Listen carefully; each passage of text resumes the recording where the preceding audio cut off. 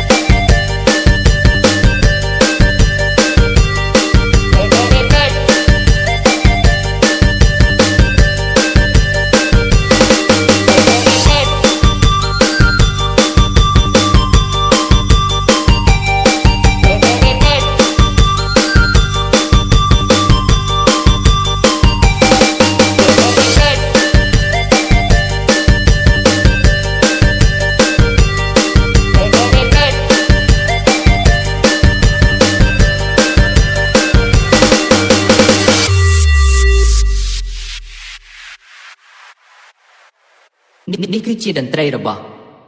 សុខណារីមិចbông việt bông sầm lạnh cái xa bài bông cái xa bài co bông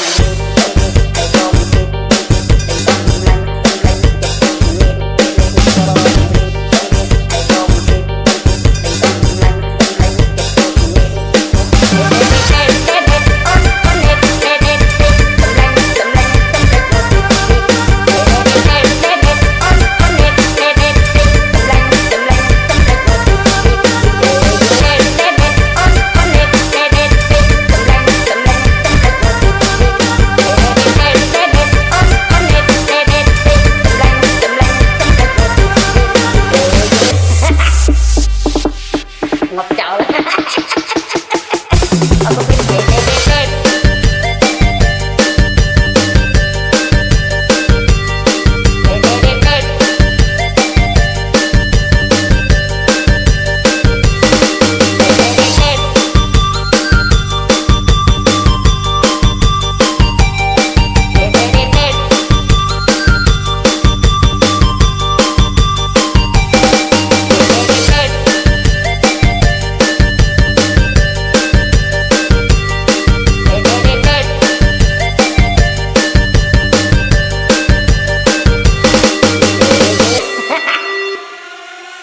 ngọc chậu